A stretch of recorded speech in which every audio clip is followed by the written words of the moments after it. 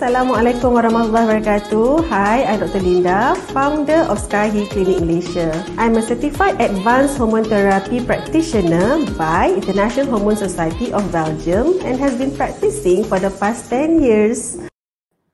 Bismillahirrahmanirrahim. Assalamualaikum warahmatullahi wabarakatuh kepada semua sahabat-sahabat FB yang menonton. Alhamdulillah, kita berada di hari Jumaat sekali lagi. Seperti biasa, hari ini ialah hari Jumaat yang dimuliakan dan seperti biasa FB saya setiap hari Jumaat pukul 11 pagi. Dan terima kasih kepada semua yang menonton. Apa khabar semua? Salam perkenalan pada semua yang baru berkenalan atau baru melihat saya di FB ini. Saya doakan anda semua berada dalam keadaan super sihat. Ya, dan saya pasti terima kasih kepada time ataupun masa yang anda berikan pada hari ini dengan bersama-sama saya dan juga tetamu saya yang telah berada di studio. Thank you, terima kasih. Iaitu yang berbahagia Ustaz Muhammad Abdullah. InsyaAllah. Ya, yang sudah bersedia di studio kita sebenarnya. Baiklah, sahabat-sahabat yang diraikan dan dirahmati Allah, topik kita pada hari ini iaitu minggu ini kita masih lagi berbincang, berdiskusi mengenai kesihatan emosi. Iaitu kita pilih pula topik yang lebih detail iaitu tips untuk emosi sihat, emosi kekal sihat khas untuk ketua keluarga. Masya Allah. Saya pasti yang menonton walaupun bukan anda ketua keluarga, ibu-ibu, ayah-ayah, suami-suami yang menonton boleh bersama-sama kita pada hari ini, pagi ini supaya berkongsi manfaat. InsyaAllah. Baiklah, seperti biasa, kenalan sikit, saya ialah Dr. Linda. Tugas utama saya ialah sebagai seorang doktor ialah kepakaran saya ataupun passion saya ialah membantu wanita untuk kekal sihat dan juga menstabilkan hormon-hormon wanita. Itu tugas utama saya sekian hari. Baiklah, saya akan kongsikan 10 minit pertama perkongsian saya iaitu masih lagi berkisar kepada kesihatan emosi, tetapi kita mahu lihat apakah sebenarnya yang berlaku di kala dunia yang berada dalam keadaan new normal. New normal ini, dunia new world, new normal ataupun new me. Ya. Dunia berubah dengan sekian pantas, keadaan yang dipanggil sebagai uncertainty, ketidakberadaan, ketidakpastian. Ya. Justru itu kita perlu mengadakan atau hadirkan kesihatan emosi ini dengan mencari asbab-asbab, mencari punca ataupun mencari bagaimana kita mendapat healthy mind. Baiklah, justru itu kita tengok apakah situasi yang terjadi pada masa kini. Slide seterusnya. Mungkin anda salah satu daripadanya. Mungkin terima kasih. Kita raikan dulu kepada semua yang telah menonton bersama kita. Terima kasih Tuan Badrul Sani, terima kasih Puan Atira, Puan Maimun, terima kasih sekali lagi. Saya teruskan. Mungkin ramai ketua-ketua keluarga mengalami masalah begini. Anda mungkin dipecat, anda mungkin kita panggil hilang pekerjaan di kala Malaysia diserang ataupun mengalami keadaan dinamakan pandemik COVID-19 ini. Justru itu, apakah kesihatan emosi yang kita mahu kongsikan dan kita mahu bawa dari aspek perubatan dan juga psikologi Islam yang akan dikongsi oleh tetamu hebat kita yang sudah bersedia iaitu Ustaz Muhammad. Okey, silakan seterusnya. Apa kita boleh buat? Saya berkongsi sedikit. Sejarah stres menyatakan orang dulu kala sebenarnya stres ini hanya bersifat fizikal. Ya. Mereka menggunakan strength supaya mendapat tenaga untuk berlari, mengejar binatang buruan ataupun sama ada mereka dikejar binatang buas. Slide seterusnya. Ya, akan lebih nampak dengan lebih jelas. Itu mungkin dahulu kalanya bagaimana stres terjadi. Mainly physical. Sesungguhnya hanya physical kekuatan, physical saja.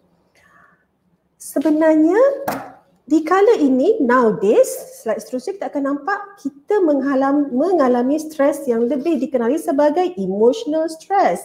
Meaning, kita banyak terkesan dengan modern stress. Akan kongsikan sekejap lagi. Justru itu macam saya katakan ataupun saya kongsikan sebentar tadi, dengan keadaan yang begini, keberadaan yang tidak ketentuan ini, kita memerlukan mental health yang emotional kita perlu kita pasakkan dengan mengadakan ataupun hadirkan dengan keadaan mind yang healthy. Kita panggil healthy mind to cope these situations. Baik. Justru itu saya melihat ramai manusia, saya boleh katakan pesakit-pesakit saya yang saya rawat di klinik, semenjak setahun ini saya boleh katakan kita banyak bergelumang ataupun kita banyak membantu pada mereka yang memerlukan kesihatan ataupun kesihatan emosi ini yang terganggu, ya. So ada banyak cara yang kita boleh kongsikan. Okey, kita tengok slide seterusnya akan nampak di manakah modern stress ini. Kita panggil stres yang kita jelaskan tadi berada di mana-mana. Kita tidak mengelak stres berlaku kepada kita. Kita ada berbagai-bagai definisi stres, seperti stres apabila family, ada masalah keluarga, stres terhadap pekerjaan apabila anda berada dalam keadaan yang saya kongsikan tadi, iaitu dibuang kerja, when you are fired, anda hilang punca pencarian. Anda juga apabila kita berada dalam keadaan sakit, kita juga akan react terhadap stres, kita panggil pain stress. Dan apabila kita juga melihat perubahan yang berlaku di kala ini, kita juga akan mengalami stres, kita panggil change stress. Dan saya melihat apabila kita melihat sekeliling manusia, sekeliling kita, apabila kita melihat orang lebih baik daripada kita ataupun lebih sikit daripada kita dari segi mungkin kecantikan, kulitnya yang lebih cantik, kita juga akan mendapat stres. Ini pada wanita lah. Yang lelaki mungkin saya kata ialah in decision making also you need to akan mengalami sedikit stres, but you have to make decisions. Perlu buat keputusan sebagai ketua keluarga. Baiklah. Mungkin saya boleh tengok, should we stress? Ini best saya nak kongsikan. Cuba kita tengok ya, slide yang seterusnya. Perlu tak kita stres? Should we stress? Sebenarnya, mungkin slide yang sebelum tu tadi, apabila kita stres, bila kita tengok, apabila kita berkerut dan kita stres, kita akan menggunakan lebih banyak muscle-muscle, otot-otot kecil di muka. Nah, nampak tak gambar yang lelaki jejaka yang masam itu dan in anger yang begitu rasa begitu kan? Kita menggunakan lebih otot di muka. Just terus cepatlah berkedut, cepatlah penggunaan otot-otot gitu. Dan apabila di kanannya, bila anda sentiasa tersenyum, anda akan mengeluarkan lebih happy hormon dan anda hanya menggunakan kurang masa, kurang otot-otot kecil di muka. Pilih sendiri, mahu teruskan senyum ataupun masih dalam keadaan kita panggil state management, keberadaan yang sangat anger sahaja, keberadaan sangat kita panggil murung sahaja. Baik, so bagi saya stress is a choice. Stres ini adalah pilihan. Kita tidak boleh kontrol semua stres ataupun semua perkara yang berada di sekeliling kita yang mungkin menyebabkan kita stres, tetapi we can control our response by having a healthy mind. Sekali lagi, dengan kita nak mencuba hari ini mencari bagaimana untuk caranya untuk dapatkan healthy mind. Minda yang baik, cara berfikir yang sihat. Baik, terima kasih. Jadi saya rasa itu perkongsian saya yang saya mahu sikit lagi sebenarnya stres berkenaan dengan lelaki. Inilah peaknya, ialah kita panggil ketua keluarga, inilah peaknya. Mari kita tanya, apakah kaitan kesihatan emosi ini dan hormon lelaki? Ini ialah topik favorite saya. Ini ialah topik kegemaran saya. Ya, terima kasih sekali lagi yang semua yang hadir dan menonton kita pagi ini. Saya pasti Ustaz Muhammad sudah bersedia. Inilah slide yang almost 2 terakhir saya. Sekali lagi, apakah kaitan emosi kita dan hormon lelaki? Tahukah anda testosteron ialah salah satu hormon lelaki, iaitu dipanggil ataupun dikenali sebagai king of hormone. Bila kata king ni, perlu king lah ya. Dia memang utama lah, dia memang raja lah. Raja segala hormon dalam lelaki. Dalam lelaki ada hormon lelaki dan ada hormon wanita. Dalam wanita ada lebih hormon wanita dan kurang hormon lelaki. Begitu. Tetapi pada lelaki, pada ketua keluarga ini, mereka perlu kita panggil tahap optimum, kita panggil optimum level of this testosterone as a king of hormone. Boleh? Sedikit perkongsian pada pagi ini. Dan seterusnya last kali ialah mengapa kalau kita tengok apabila low T ini, kita panggil low Mr. T. Ni kalau kita sebut Mr. T inilah low testosterone lah. Kita melihat apabila lelaki, suami-suami, bakal-bakal suami mungkin dan ayah-ayah yang berada di rumah ataupun yang menonton, kita akan melihat jika anda ada sedikit sebanyak 2 out of simptom-simptom, tanda-tanda yang saya kongsikan ini, anda mungkin mengalami masalah kekurangan testosteron ataupun low Mr. T. Ya, macam saya katakan tadi, testosteron adalah hormon penting untuk lelaki, iaitu apabila testosteron ini kurang, lelaki berada dalam keadaan yang low mood, kurang mood, motivasinya rendah, even merasakan self-confidence agak kurang, rasa teragak-agak, tak boleh membuat keputusan. Dan dalam masa yang sama, apabila kita berada dalam keadaan anxious ataupun marah, juga akan boleh salah satu asbabnya kekurangan hormon T ini, iaitu testosteron. Baiklah, saya rasa sedikit berbeza daripada kita panggil aspek pada kali ini. Selalu kita banyak bercerita pasal kesihatan wanita pada hari ini kita terpanggil untuk berkongsi untuk lelaki juga. Ya, untuk saudara lelaki, especially kesihatan emosi untuk ketua keluarga. Saya pasti yang berbahagia ustaz kita sudah bersedia di talian dan ataupun di dalam studio kita ingin dengan mempersilakan yang berbahagia Ustaz Muhammad Abdullah. Dipersilakan Ustaz. Assalamualaikum warahmatullahi wabarakatuh Ustaz. Waalaikumsalam warahmatullahi wabarakatuh. Masya Allah. Doktor sihat Doktor ya. Ustaz, terima kasih kerana menerima jemputan kami pada pagi yang berbahagia Jumaat ni Ustaz. Terima kasih atas masa yang diberikan. Baiklah Ustaz, tanpa membuang masa lagi, kita ada masa lebih kurang dalam 40 minit pertama ini untuk kupasan Ustaz daripada aspek psikologi Islam dan psikologi moden juga yang Ustaz dah nampak tadi, kepentingannya, berapa pentingnya Ustaz kita berada dalam dunia yang berubah yang pantas ini, dunia yang dipanggil, kita panggil new normal, new world ini Ustaz. Dan saya pasti kita perlu ada new me. Betul tak Ustaz? New me ni, ketua keluarga ni kena tahulah macam mana nak siapkan diri ni sebagai new me ini. Baiklah.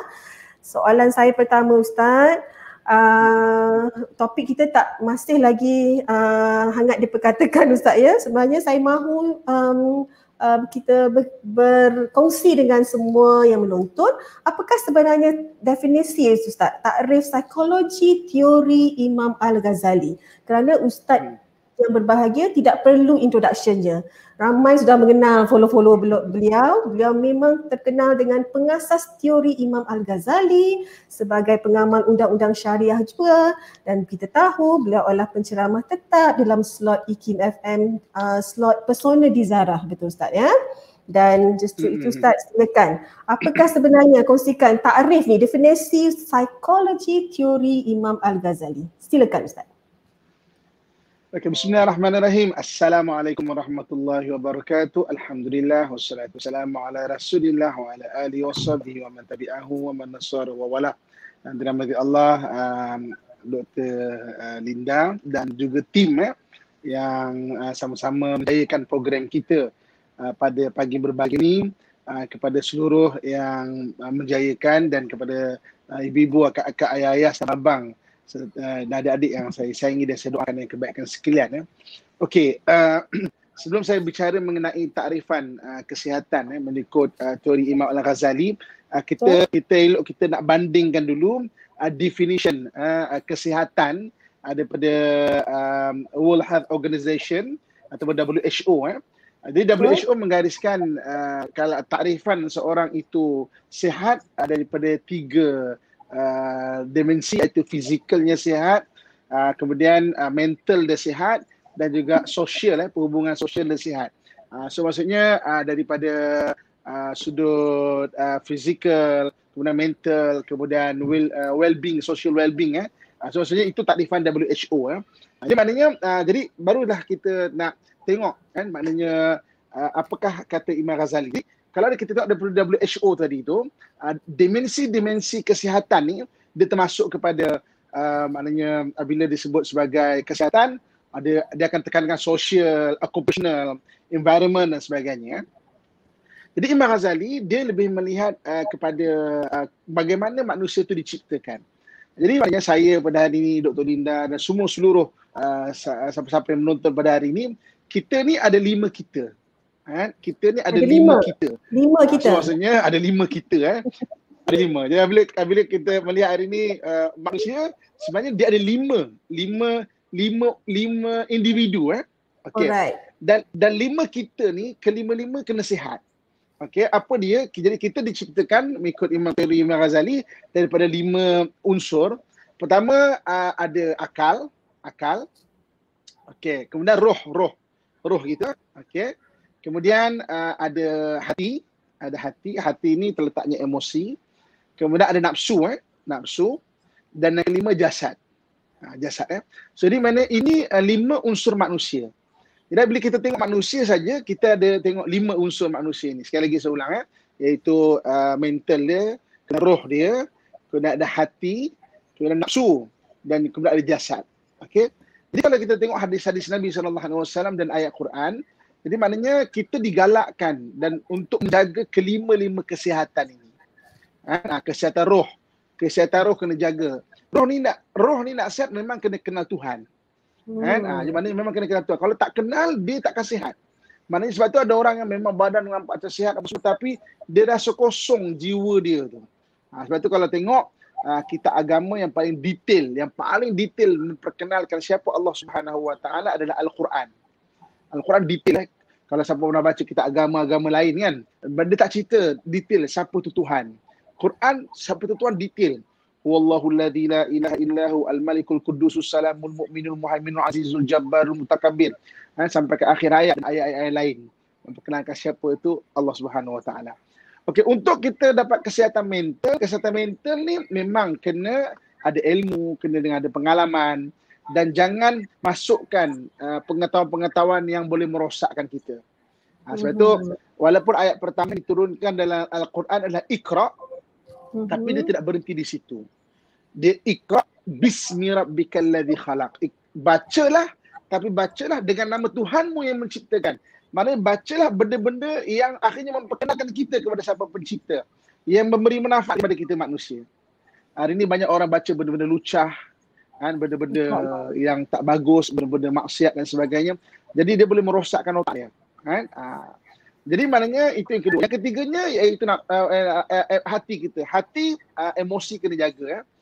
So dia ada emosi yang baik, ada emosi yang tak baik kan, atau sifat-sifat yang baik dan yang tak baik. Nafsu kena sihat juga. Nafsu sihat ni iaitu dengan membiasakan dengan benda-benda yang baik. Dan akhir sekali fizikal kena sihat. So fizikal kena sihat, makanlah benda yang baik-baik. Termasuk macam mana yang doktor sebut tadi pasal hormon dan sebagainya. Sebab memang maknanya Islam tak nafi kemanusiaan. So benda-benda kemanusiaan zahir ni kena jaga. Sebab ada benda-benda bila sampai satu masa umur kita dah maknanya mula aging proses kita, maksudnya menjadikan kita ni akan turun benda itu benda ini zahirnya itu. Jadi teori Imam Ghazali menyatakan sihat adalah 5 benda ni sihat. Barulah daripada benda ni diterjemahkan kepada benda lain.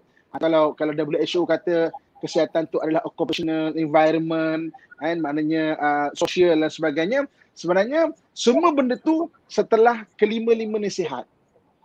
Baru dia akan menyihatkan environment, occupational, maknanya social well-being, baru benda tu. Kalau 5 ni tak sihat, maka dia akan occupational pun tak bagus.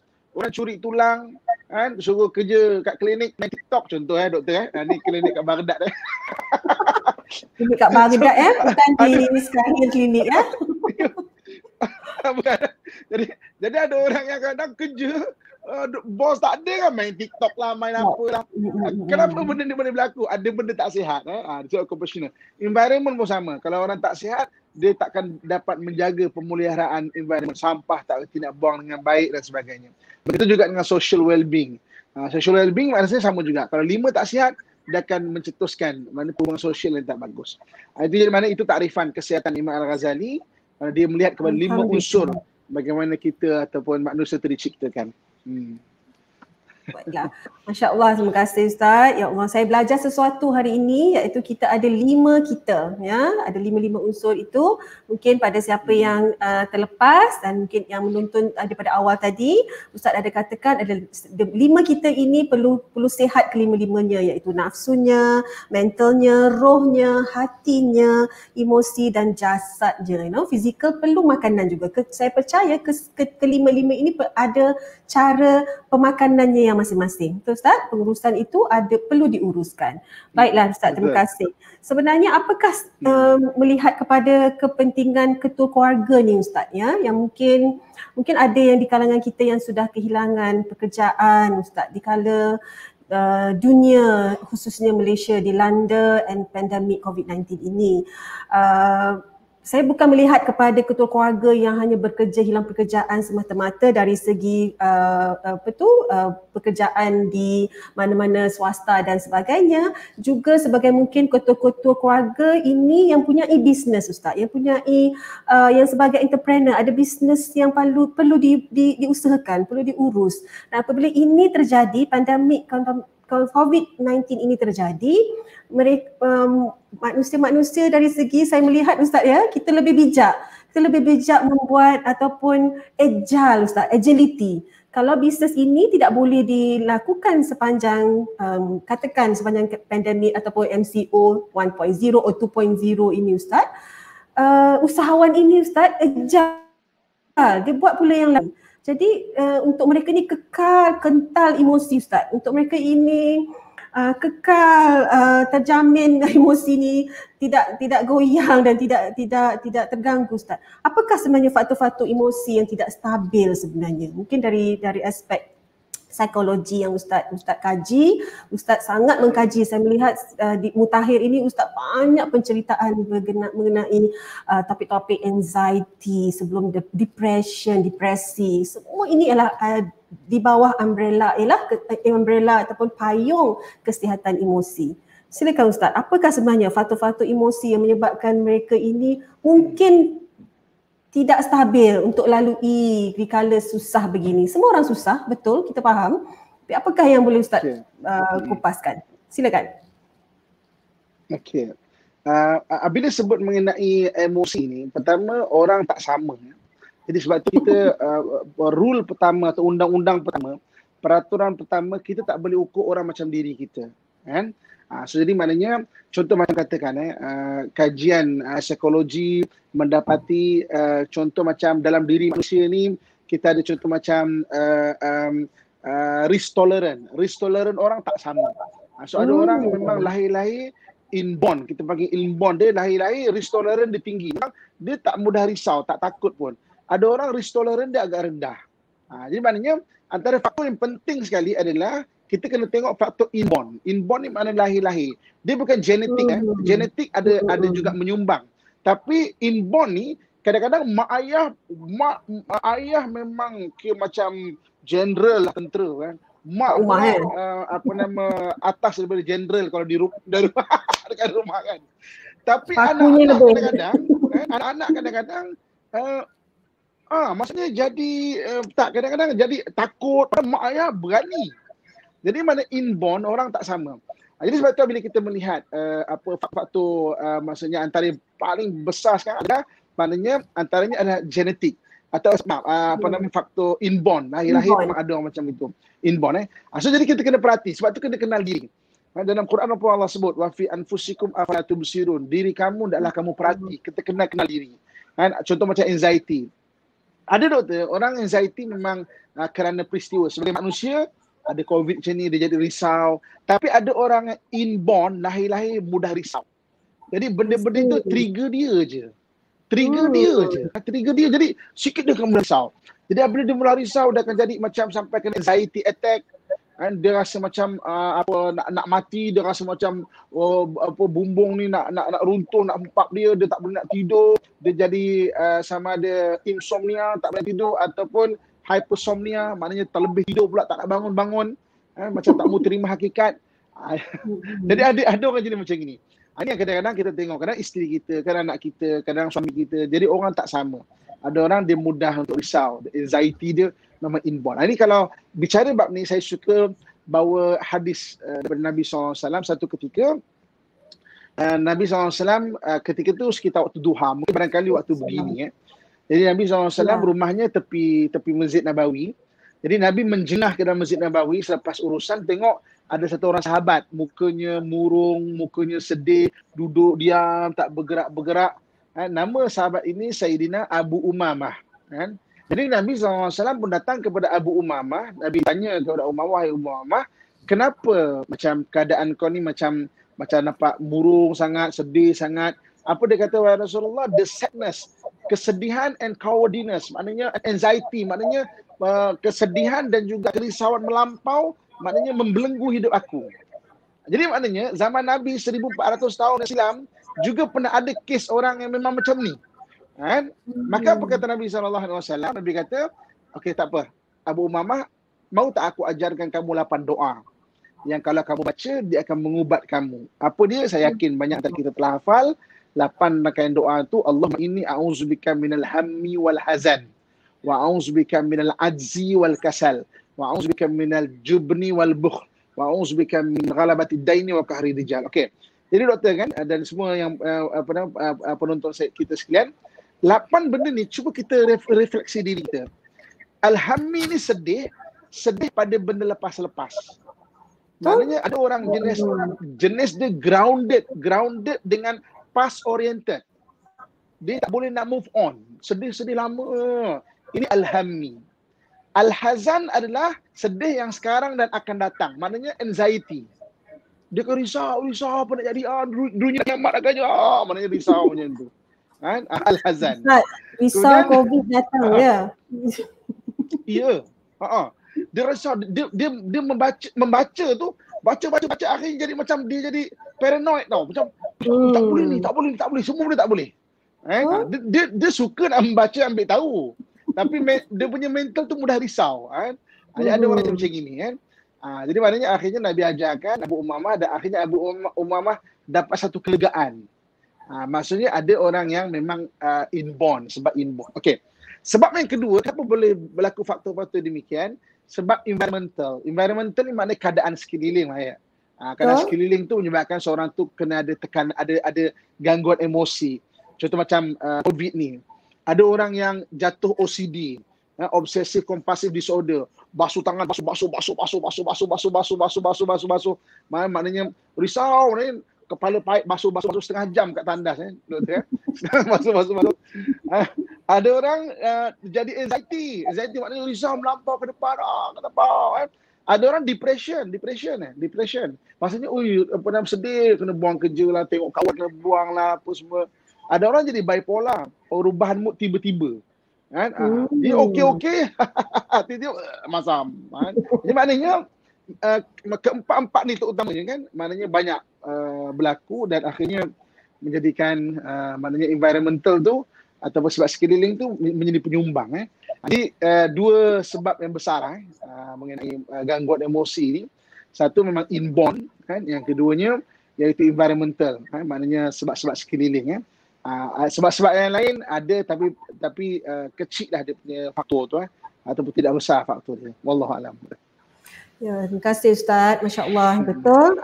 Saya simpulkan di sini ada dua faktor yang Ustaz kongsikan tadi, inborn itu, melihat pada cerita-cerita balik iaitu mengenai Abu Umamah ini, dan yang saya boleh bawa pulang iaitu Ustaz, hiduplah dalam keadaan sekarang. Betul tak Ustaz? Live in present tense. Ya, present tense. Bukan past tense, bukan future tense. Betul tak? Kita anak-anak kita ada nak SPM, nak sekolah tu kan, nak ambil exam tu, live, kita tengok kan present tense tu. Saya nampaklah Ustaz kata. Tetapi Ustaz, feeling sad ini ada juga dikatakan sebenarnya memang kita live in the past. Memang kita hidup dalam keadaan lampau. Memang ada yang menyatakan, dan saya pasti bagaimana nak replace fear ini, bagaimana nak replace, kita ada cara-cara ataupun kita panggil bagaimana kita nak mahu nak uruskan emosi sebegini pada jatuh pada soalan yang seterusnya, Ustaz. Baiklah, kita ada baki beberapa minit, seperti mungkin 11.45 ya, begitu. Maybe dalam masa 11.45 kita beri ruang kepada semua yang menonton. Mungkin ada soalan ataupun komen-komen yang mahu diberikan kepada Ustaz, silakan. Dan sekiranya ada soalan juga, kita akan pilih soalan bermula 11.45 sekejap lagi. Boleh? Dan kita habiskan dulu, Ustaz, perbincangan kita, iaitu mungkin kita tengok sebenarnya apa, kita dah tahu faktor-faktor, kita dah tahu yang faktor yang tidak emosi-emosi ini boleh dapatkan 2 faktor tadi, dan seterusnya kita nak melihat kepada peak kita, iaitu kemuncak kita, bagaimana kita nak menguruskan emosi-emosi begini. Ustaz selalu sebut, Ustaz selalu pesan, stres ini bukan untuk ditangisi. Emosi ini, perasaan stres ini, perasaan-perasaan ini perlu diurus, bukan ditangisi. So kita mahu melihat apakah cara untuk menguruskan emosi ini. Silakan, Ustaz. Okey. So jadi kita tak nafi, Islam tak nafi faktor kemanusiaan. Macam mana yang bagi Dr. Linda sebut tadi, memang ada gangguan-gangguan emosi kerana hormon. Jadi kalau anda kata ada setengah-setengah umur kita telah meningkat, so maksudnya memang pergilah cek doktor.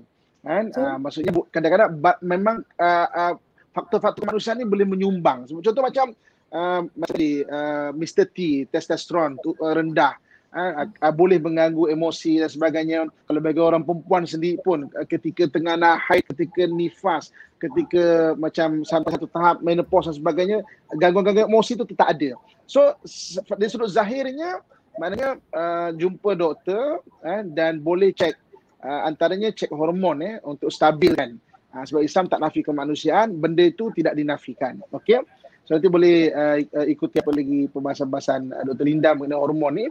Okey, kemudian kalau daripada sudut yang tiba-tiba terjadi, saya memang suka sangat untuk menggunakan maknanya teknik pernafasan, breathing system, sebab maknanya kita semua tahu doktor kan, bahawa otak kita, badan kita ni perlukan oksigen. Okey, kalau anda kata kita tak cukup oksigen, otak kita tak cukup oksigen, dia akan boleh jadi neurovision kan, maknanya sempit, atau bila sempit kita dah tak boleh nak fikir lebih panjang. Itu yang boleh jadi macam anxiety, depression, jadi anxiety attack kan. Saya sebenarnya doktor kan, saya banyak live hantar dengan para ustaz sendiri pun sebab tu saya kata kadang faktor inborn tu ada. Ada kadang ustaz-ustaz yang besar juga namanya di Malaysia, besar ni maknanya terkenal juga. Maknanya inborn kebetulan dia ada, dia kongsikan bahawa dia pun kadang-kadang rasa risau. Ada satu orang ustaz tu, dia pernah sampai ketika nak bagi satu perkongsian di pentas, tiba-tiba jadi anxiety attack, tak bernafas, nak tombang. Jadi peserta-peserta yang angkat dia, jadi dia kongsikan cerita tu kat saya. Dia kata salah satu peserta dia tengok dia, kemudian dia kata, Ustaz rasa macam nak mati kan Ustaz kan. Lepas tu dia kata, macam tak boleh tahu sebab saya macam Ustaz. Macam saya tu macam dia, orang anxiety dia boleh memahami benda itu. Dia maksudnya sebab tu faktor inborn. Maknanya walaupun orang kata Ustaz takkan kena anxiety, takkan kena depression, tapi kalau memang lain-lain dia ada di situ dan dia kena kesedaran, dia boleh jadi macam tu. Okey. So jadi pernafasan. So pernafasan kita memang kena bagus. Jadi sebab kalau nak anxiety, tengah sedih, tengah apa, kalau kita tengok orang sedih, orang marah, nafas dia akan short breath kan. Macam so maksudnya saya dalam dunia diving kan doktor, memang agak belajar detail mengenai oksigen kan. So maksudnya memang pernafasan kena jaga biar otak dalam keadaan sentiasa cukup oksigen, fresh. Boleh kita maknanya boleh berfikir dengan bagus. Cumanya saya nak kongsikan sedikit amalan. Okey, ini selalu saya kongsikan. Mana saya dapat dari Baitul Maqdis Sambil-sambil kita tarik nafas. Sambil kita tarik nafas, sebelum tarik itu baca selawat dulu. Allahumma shalli ala sayyidina Muhammad, Allahumma shalli ala sayyidina Muhammad, Allahumma shalli ala sayyidina Muhammad. Kemudian baca ayat surah At-Takwir. At-Takwir ayat 17 dan 18 kan. Pendek saja walaili idza as'as was-subhi idza tanaffas. Demi malam apabila menyingsing, demi waktu pagi apabila dia bersinar. Tapi literal maksud dia was-subhi idza tanaffas, demi waktu pagi apabila dia bernafas. Jadi walaili idza as'as was-subhi idza tanaffas, tarik nafas. Ketika tarik nafas, doa, minta kebaikan-kebaikan. Ya Allah, berikanlah kebaikan di sekeliling aku. Ketika hembus, ya Allah, keluarkanlah benda-benda yang tak baik di badan aku. Kan? Jadi bukan saja nafas dan oksigen itu, kalau memang ada gangguan-gangguan syaitan ke jin ke apa ke kan syaitan memang mengalir di bahagian darah, benda itu akan keluar insya-Allah. Saya banyak kongsikan amalan ni, banyak testimoni iman maksudnya orang yang benda pelik-pelik lah maksudnya maknanya dengan keberkatan Al-Quran ni sembuh alhamdulillah. So walaili idza as'as was-subhi idza tanaffas. Kemudian doktor banyak ahli-ahli psikologi Islam sendiri menyatakan baca Al-Quran itu dia membawa ketenangan. Dan memang dalam hadis pun Nabi sebut Quran itu sendiri membawa ketenangan. Okey. Saya suka nak membahaskan dari sudut keberkatan Quran itu sendiri, tapi daripada sudut sains dia sendiri kan. Kenapa orang boleh baca Quran boleh tenang? Sebenarnya bila kita baca Quran secara tak langsung kita akan tarik nafas secara perlahan-lahan dan kita akan embus secara perlahan-lahan. Kan? Contoh katakan saya baca satu ayat kan. Saya nak baca satu ayat. Saya akan tarik nafas dulu. Saya akan tarik nafas dulu kan. Teknik. Ya ayyatuhan nafsul mutmainnah. Maknanya ketika saya baca tu sebenarnya saya menghembus nafas secara pelan-pelan. Kemudian apabila saya baca lagi, saya akan tarik dulu, baru saya baca. Irji'i ila rabbiki radiyatan mardiyah. Jadi daripada sudut breathing system sendiri, orang yang baca Al-Quran sebenarnya breathing system dia bagus. Sebab itu kadang baca Quran tu bukan saja keberkatan Quran itu sendiri, tapi dari sudut keperluan diri kita kepada oksigen tu dia akan mencukupkan diri kita tu. Kan? Lepas tu kalau benda-benda yang emosi sebagainya selain daripada zahir makan ubat kan, walaupun ada sebagian doktor-doktor PhD dia kata jangan makan ubat, tak perlu. Saya tak terima pandangan itu sebab Nabi yang suruh tadawau, pergi cari ubat. Nabi yang suruh pergi cari ubat, makan ubat. Nabi pun tidak menafikan benda-benda kemanusiaan yang zahir kan. Kerana daripada sudut macam teknik-teknik macam tadi, selain daripada kita breathing system yang bagus, tambahkan Al-Quran, baca Quran kan bagus, dan zikir-zikir lah. Apa-apa pun zikir dengan nama Allah Subhanahu Wa Taala. Wallahu a'lam. Masya-Allah Ustaz, ya Allah, ya Rabbil Karim, ya Ustaz. Sebenarnya kita cuba tambah sikit Ustaz ya daripada saya panggil kupasan saya, iaitu komen saya sikit Ustaz berkata breathing teknik Ustaz. Saya sangat setuju apabila saya suka cara Ustaz kongsikan, iaitu memang perlu bernafas dengan baik, hatta untuk membaca Al-Quran pun kita perlu baca dengan yang baik. Dan dalam perubatan Ustaz kita namakan deep breathing teknik. Memang kita tahu kan? Menarik nafas dengan hidung of course, tahan, tidak terlalu lama, tahan, saya kongsikan sedikit, dan apabila anda hembus, mesti 2 kali lama daripada anda menahan. Begitu caranya, itu deep breathing yang kita daripada perubatan. Maksudnya, nafas mungkin anda kira 5 saat, dan when you hold, boleh berzikir, macam Ustaz kata, Allah zikirlah dan berdoa. Dan saya juga amalkan dengan kita zikir masa hold tu Ustaz, kita bayangkan ada titisan air yang jatuh dekat titisan air macam tak boleh jatuh dekat dada kita tu kan Ustaz kan, dan kita hembus dengan at least kena 2 kali daripada kita breathe in tadi. Itulah teknik dalam perubatan yang saya boleh kongsikan sedikit Ustaz ya. Terima kasih sekali lagi, masya-Allah. So tidak dinafikan ada banyak cara yang kita boleh usaha dan mencari, boleh ikhtiar seperti Ustaz sarankan, jumpalah kepada jika ada perkara-perkara yang memerlukan kaunselor, memerlukan rawatan perubatan. Saya pasti Ustaz sebenarnya kita ni banyak resources, banyak apa kita panggil Ustaz, ada banyak cara.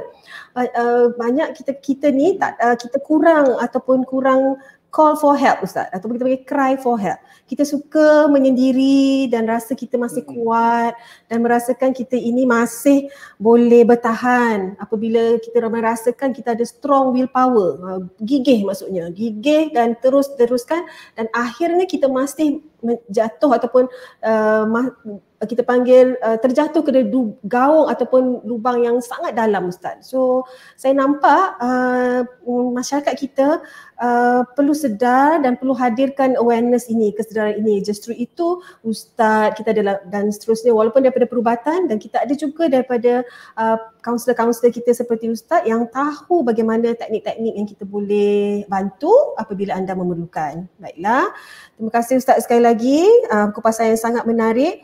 Dan mungkin setelah kita tahu macam untuk menguruskan, kita ada masa sedikit je lagi, sebenarnya sudah 11.41. Sekiranya ada soalan mungkin boleh bertanyakan kepada Ustaz, dan sila tulis di ruang komen jika sekiranya ada. Kalau tidak, kita akan, saya perlu bantuan admin Ustaz Hakim ya untuk melihat apakah soalan-soalan daripada pihak Ustaz ya, sebab saya tak dapat melihat Ustaz ya. Okey, mungkin kita boleh ke Ustaz, kita mulakan dengan soalan pertama. Kita berbagi okey, dan sebelum kita pergi yang kupasan yang terakhir maybe ya. Assalamualaikum Ustaz. Soalan saya daripada Puan Maimun Baba ya. Ada tak ganjaran pahala bagi seseorang yang berjaya mengawal emosi ini walau hatinya terluka? Tu dia Ustaz. Puan Maimun nyatakan kalau dah beginilah jadi keadaannya, walaupun kan hati ini terluka Ustaz, macam mana nak mengawal dengan cuba usaha ikhtiar mengawal emosi ni, adakah ganjaran pahala katanya? Silakan Ustaz. Okey. Jadi saya melihat apa yang Puan Maimun tanya tu dengan satu amalan dalam Islam, iaitu bersabar. Yes. Bersabar. So jadi mana saya nak kupas sikit mengenai sabar dalam kita mengawal emosi. Mungkin kita sedih mengenai keadaan suami, keadaan isteri, orang sekeliling dan sebagainya kan. Okey, sabar adalah antara satu-satunya amalan yang kita tak boleh nak mulakan. Dia tak boleh mulakan Okey, sembahyang kita mulakan. Allahu Akbar. Puasa kita mulakan. Okay, niat puasa kita tak makan. Zakat kita mulakan. Haji kita mulakan. Kan? Tapi sabar dia tak boleh mulakan. Tak ada tiba-tiba doktor kan. Tiba-tiba pagi ni, okey saya nak sabar lah. Saja aku sabar. Tak ada. Okey. Sabar adalah tak ada tiba-tiba. Hari ni aku nak sabar. Sengih seorang-seorang kan. Kau buat apa tu aku tengah sabar ni. Tak ada tak ada. Okey. Jadi sabar adalah antara amalan ataupun amalan yang dia anugerah daripada Allah, baru kita boleh sabar. Baru ada pahala dia. Kan? Contoh katakan datang ujian daripada suami, daripada isteri, orang sekeliling, kita sabar dulu. Sabar ada pahala. Jadi maknanya, jadi kalau siapa-siapa yang ada ujian, ada tekanan emosi dan dia berusaha untuk sabar dan cari jalan untuk mengatasi, sebenarnya banyak pahala percuma dia dapat. Untuk analogi yang paling mudah, katakan hari ini kita mendulang emas. Kita terpaksa berpanas, mendulang, mungkin pasir, mungkin sehari dah sikit saja. Kita pun pergi lagi hari-hari mendulang emas, sebab emas tu nanti kita nak guna, maknanya untuk keperluan kita pun hari-hari mendulang. Ramai-ramai mendulang dekat luar sana, dekat sungai sana. Tapi di tepi sungai itu ada gedung emas yang sangat besar. Gedung ini dimiliki oleh seseorang. Dia hanya akan buka pintu dan memanggil nama orang yang disenaraikan. Dia buka pintu dia, okey, dia kata, silakan si Fulan bin si Fulan, okey, sana tu silakan masuk, ambil emas ni. Seberapa yang kamu boleh ambil, kamu ambil. Kita pun okey, terpanggil, kita ambil. Kita dijemput untuk ambil emas itu. Baru dan kemudian kita bawa keluar dan emas itu milik kita. Jadi sama macam sabar, kita dipanggil untuk ibadah itu. Sebab itu sabar ni dalam mengurus emosi kita anak dengan anak-anak dan sebagainya, kita sabar sebab kita sedang dipanggil untuk membuat amalan itu. Kan? Jadi maknanya kalau kita faham, sebab itu bila sabar pahalanya besar, dan cari jalan bagaimana untuk kita mengatasi segala permasalahan. Ada pahala usaha pula. Tadi pahala sabar, pahala usaha pula. Ini dua kelebihan orang yang maksudnya orang yang diuji dengan permasalahan-permasalahan sehingga menekan emosi dia. Wallahu a'lam. Masya Allah Ustaz. Ya, kami mengharapkan soalan dijawab dengan betul kepada Puan Maimun Baba. Terima kasih. Sekali lagi mungkin kami mohon daripada pihak, saya tak nampak daripada soalan daripada wall Ustaz ya. Minta maaf. Jadi so Okey. ya, sebab saya boleh nampak wall daripada jadi mungkin perlu bantuan sikit lah Ustaz ya. Kalau ada soalan daripada wall Ustaz, tapi kita mungkin tengokkan kalau ada yang admin saya boleh typekan soalan tu ya. Ada komen sikit Ustaz, video Asmaul Husna, Ustaz sangat membantu saya saya dealing with my mental health condition Ustaz ya. Soalan ataupun komen, komen daripada Puan Azamila Marni Ustaz ya. Kata beliau, video Asmaul Husna Ustaz banyak sangat bantu saya deal with my mental health conditions katanya. Terima kasih sekali lagi Ustaz Amin. Masya Allah Ustaz. Mungkin itulah dia.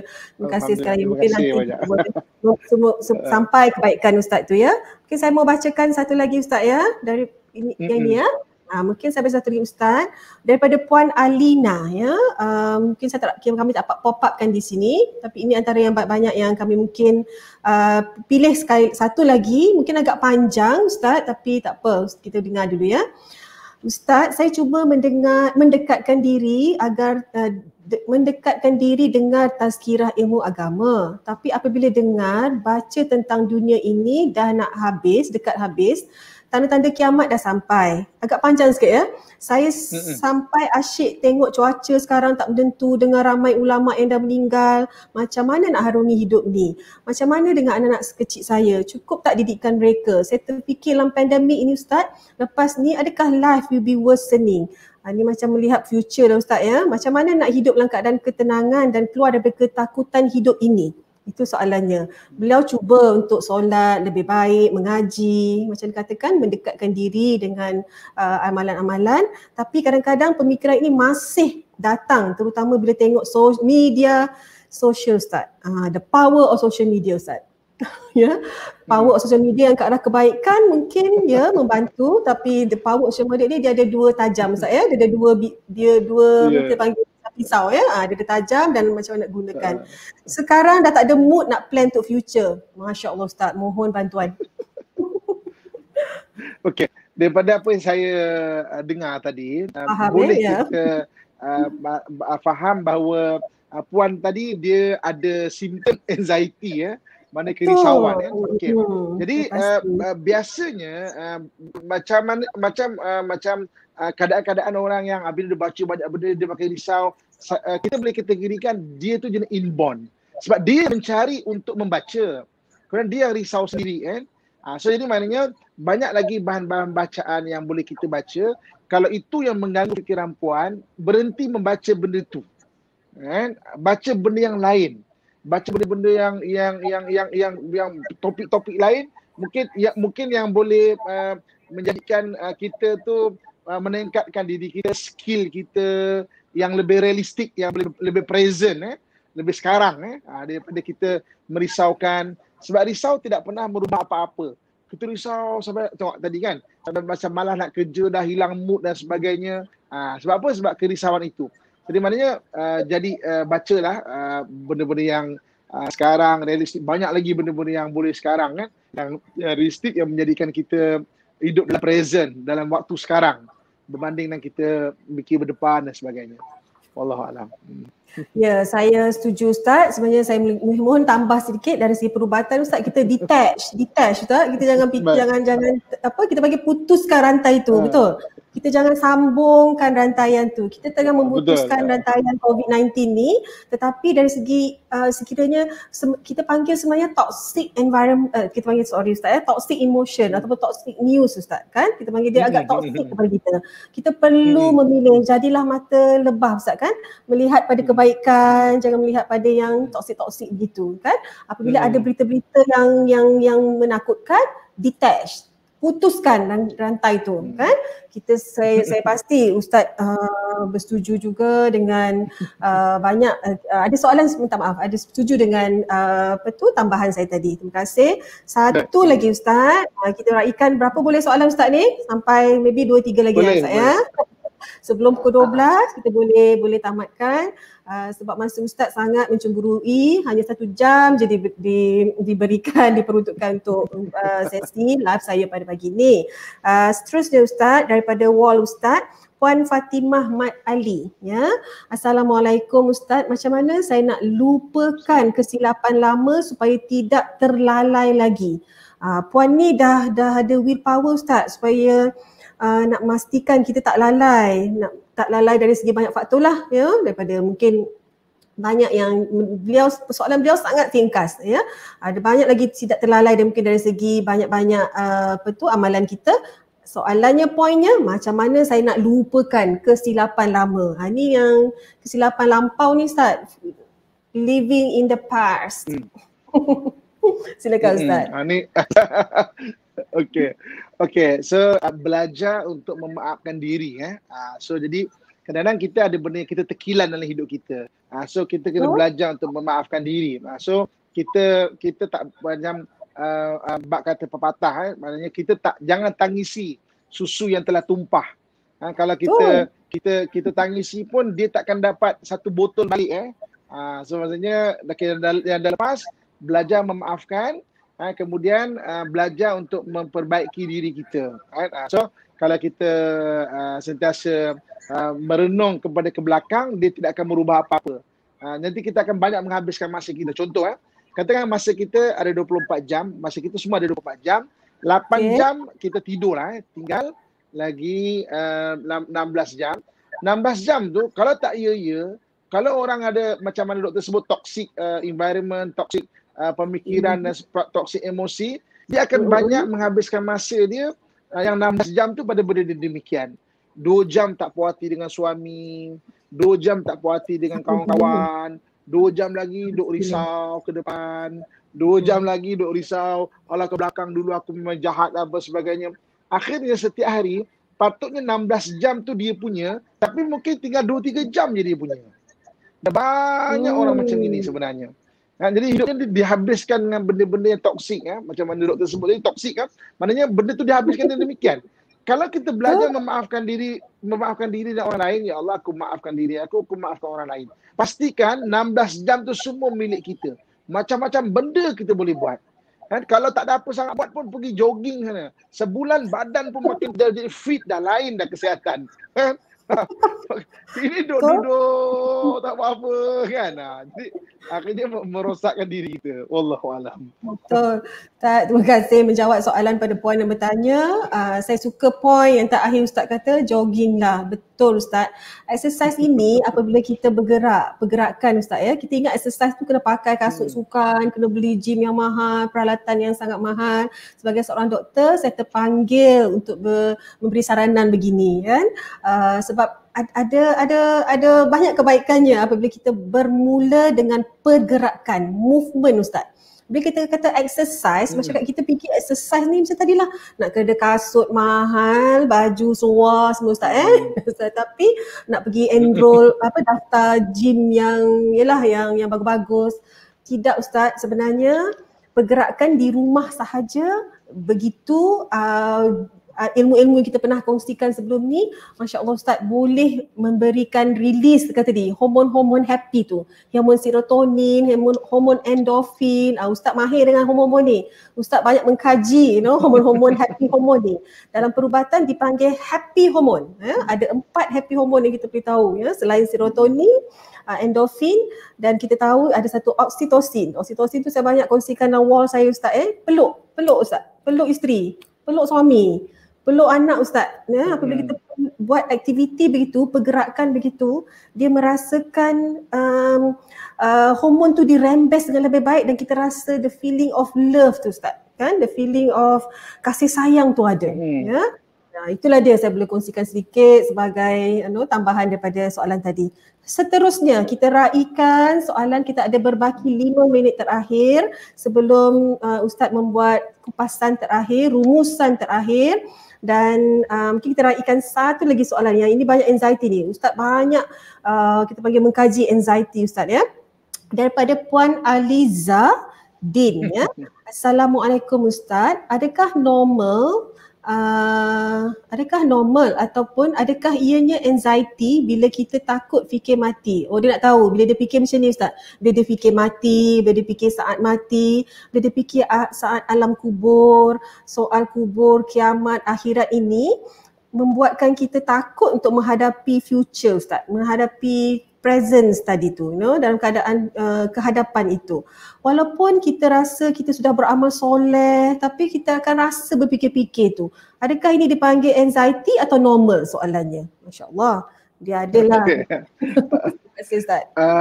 Pada saya simptom tu telah mula ada ya. Tapi okey, kita disuruh untuk memang ingat akhirat, ingat mati. Tapi Islam suruh bersedia sebab mati sebahagian di hidup kita. Dia perpindahan kehidupan saja kan. Sebenarnya bersedialah dengan amal-amalan. Okey. Dan kelebihan umat Muhammad, sebenarnya Nabi SAW minta pada Allah khusus untuk umat Muhammad, tak ada pada umat lain. Banyak umat Muhammad dirahmati, antaranya ada gandaan pahala. Dosa tak ada gandaan, pahala ada gandaan pahala. Ada gandaan pahala, ni nak Ramadan lagi semua kan. Sampai dalam hadis Nabi sebut kan, umat Muhammad bahasa dia adalah hampir mustahil masuk neraka. Punya positif Nabi tu. Asalkan kita memang sentiasa bertaubat, jaga iman dan buat amalan. Sebab amalan kita mana ada gandaan pahala. Jaga iman, jangan rosak keimanan kita, kepercayaan pada Allah dan juga sentiasa bertaubat. Kalau benda ni kita buat, jangan rusing.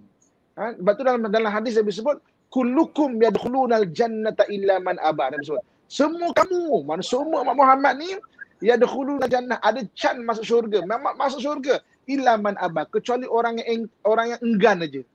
Dia pasal kata, ada juga yang enggan, wa may yaba ya Rasulullah. Siapa yang enggan ni wahai Rasulullah? Apa kata Nabi? Wa man ata'ani dakhala jannah wa man asani faqad aba. Siapa yang mentaati aku masuk syurga, siapa yang mengingkari aku maka dia adalah orang yang enggan untuk masuk syurga tu. Jadi sebenarnya positiflah, tenang-tenang saja. Saya selalu suka Ustaz. memuarahkan tenang-tenang sajalah. Okey. Tenang-tenang saja. So kita pasal neraka ke syurga, kubur ke apa, ya kadang-kadang agak terlampau baca kita sampai takut. Tapi umat Muhammad insya-Allah umat yang dirahmati. Bergandaan pahala sebagainya, kita semua insya-Allah ada can masuk syurga. Semua, amin ya rabbal alamin. Itu hasil doa Nabi. Nabi doakan, maknanya ada gandaan pahala, kemudian ada amalan yang kekal pahala walaupun dah meninggal. Umat terdahulu tak ada. Umat Muhammad ada. Sedekah jariah, ilmu bermanfaat, anak soleh yang mendoakan. Umat dulu tak ada. Umat Muhammad ada. Begitu juga dengan syafaat Nabi ke akhirat. Umat terdahulu tak ada. Umat Muhammad ada. Wallahu alam. InsyaAllah, terima kasih Ustaz. Saya suka juga tenang-tenang sahaja. Betul Ustaz? Orang tenang yang selalu menang. Ustaz betul?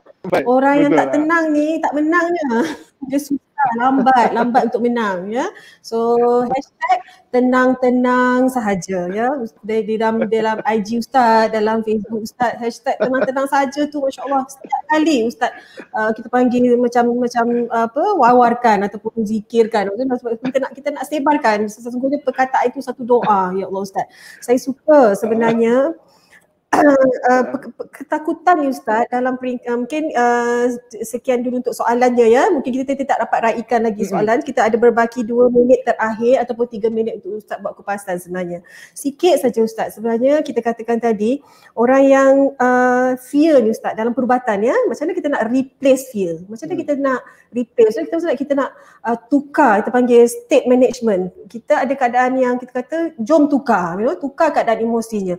Apabila kita hadirkan feeling gratitude Ustaz. Gratitude ialah betul tak? Kesyukuran sebenarnya. Dalam Islam juga mengajar ini. When we embrace gratitude ataupun kesyukuran itu is automatically replace fear. Ini yang kami belajarlah ya, dan banyak lagi yang kita boleh kongsikan dalam siri yang akan datang insya-Allah. Boleh diberi kesempatan lagi, peluang yang akan datang. Sebenarnya Ustaz semasa mencemburui menghampiri 12 tengah hari, Ustaz pergi solat Jumaat ke? Okay. InsyaAllah. Selangor tak boleh lagi kan, tapi mungkinlah Ustaz perlu hadirkan diri sebenarnya.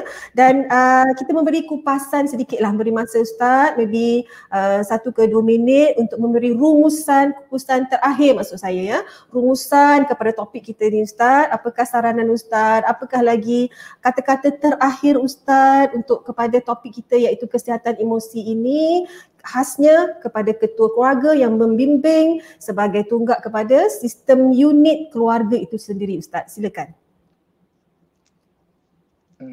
Okey, sebagai kesimpulan dia, dah kita live pun bersama doktor.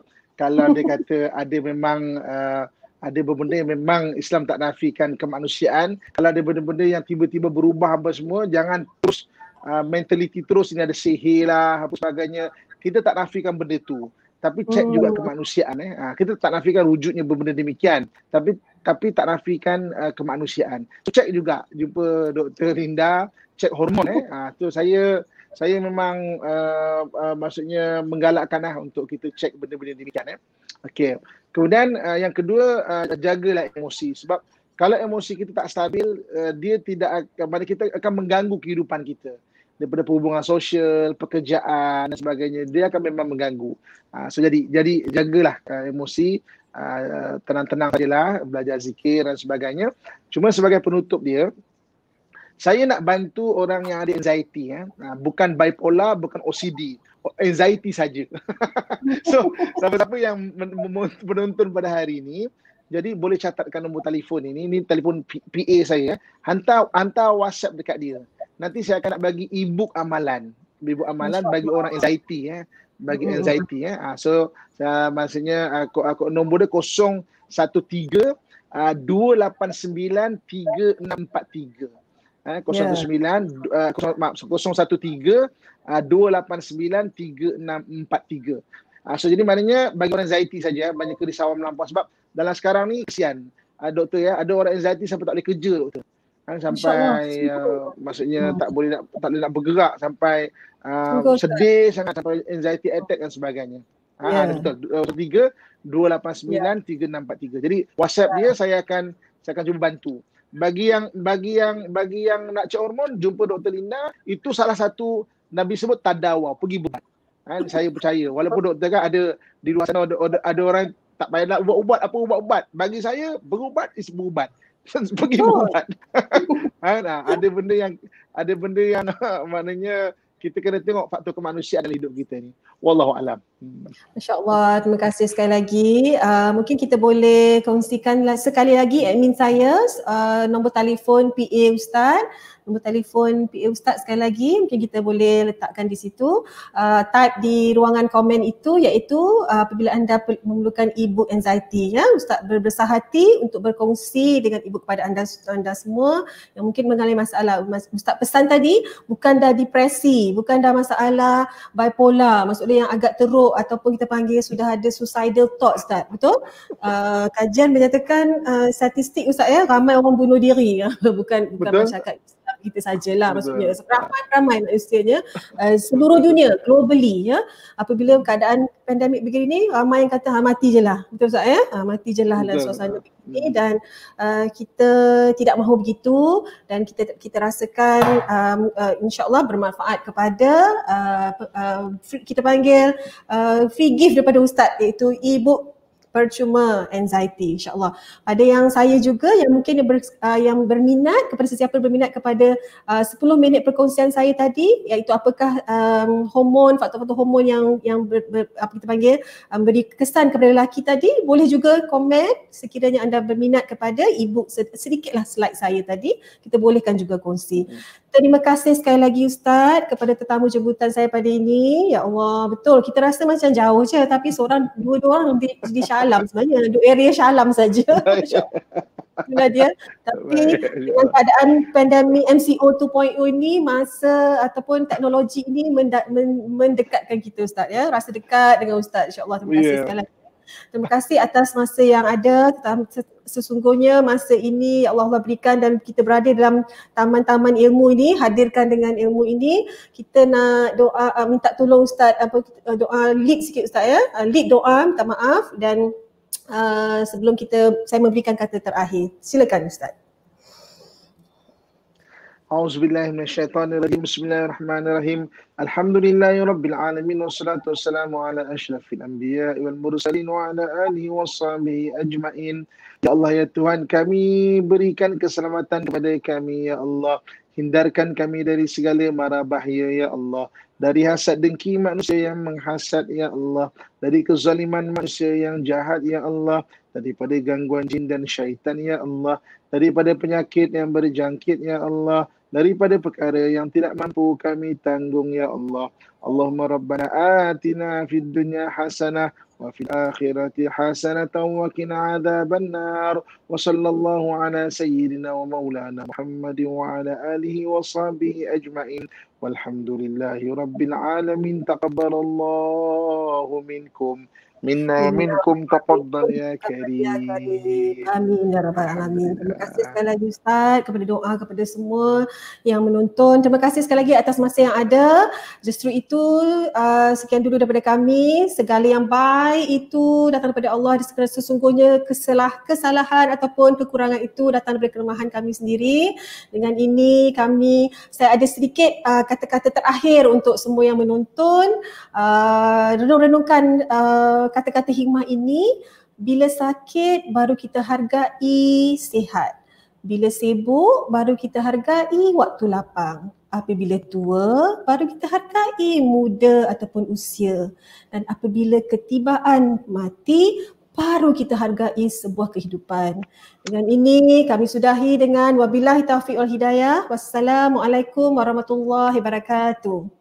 Assalamualaikum warahmatullahi wabarakatuh.